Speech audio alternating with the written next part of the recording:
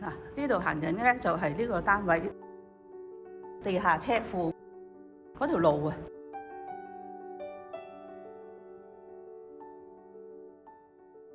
呢個係車庫嘅入口上單位嘅，而呢個位置咧就係車庫。因為佢真係全部都有蓋嘅，所以光線就唔係太夠。而家呢個車庫咧係可以泊到幾部車嘅。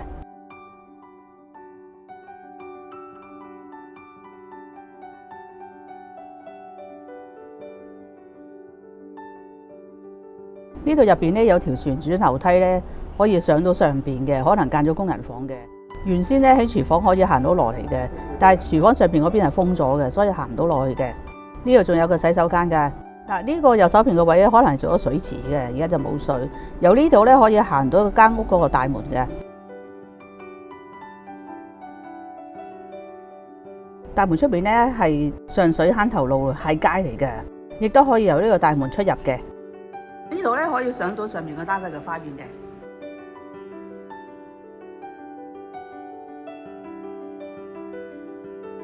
平台花園前後後咧係1441尺。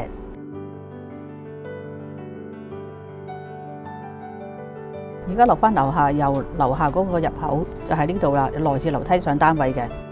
由呢度直上去咧，上到上邊第一層咧就係客飯廳同廚房。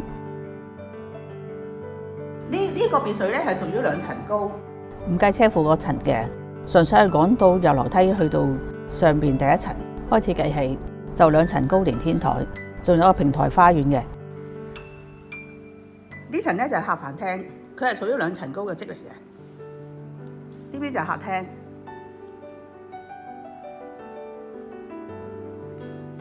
出邊咧有個戶外嘅平台花園嘅，1441尺。屋嘅實用面積係1886尺。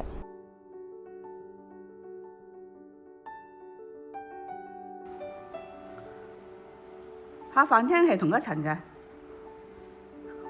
相當之光猛嘅採光度，四圍都係窗嚟嘅。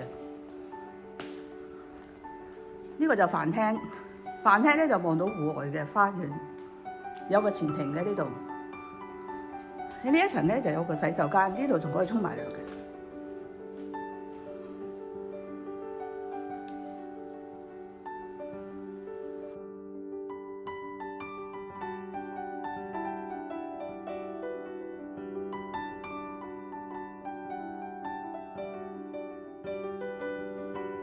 爐具齊晒㗎啦，佢廚房呢間係度假屋嚟㗎。所以如果要睇樓咧，就要約業主特登過嚟開門嘅。而家我哋上睡房層，呢個單位係有5房1套嘅。喺呢一區咧，5個睡房嘅唔係太多嘅。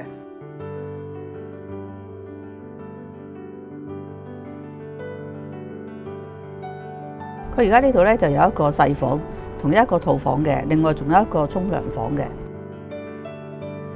嗱，呢度佢又做咗個偏廳，可以間咗一個房嘅。呢度就係嗰個下浴室，隔離咧就係做嗰個睡房嘅。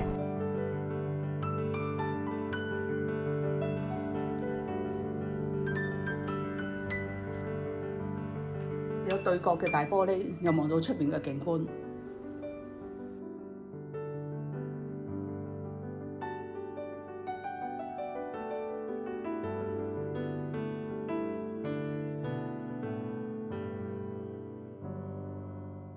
嗱，呢個大廳咧係業主自己做出嚟嘅本身，所以咧可以講佢呢度係做咗2層。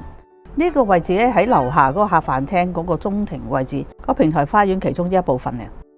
嗱，呢個到頂嘅書架咧，你睇到上邊有個天窗啦。佢嘅到頂書架咧係可以到樓下客廳嘅。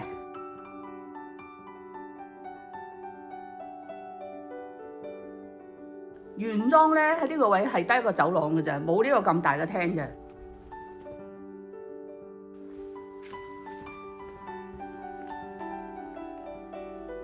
呢度就主人房啦，有個長方形嘅露台嘅，全部都係山景嚟㗎。呢邊係衣帽間，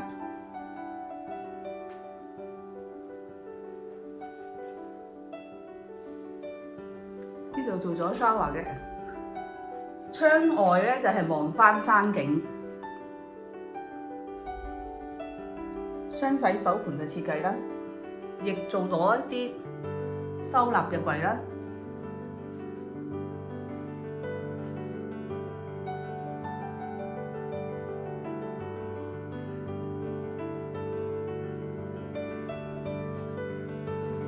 上面就係天台啦，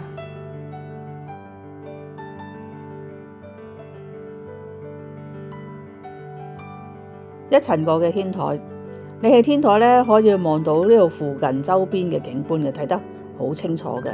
佢樓下係車庫啊，咁咧佢就將客飯廳同埋睡房就升高咗嘅，所以咧佢望嘅景觀就好遠啦，私隱度都係好高嘅，同埋呢度係都幾清靜下嘅。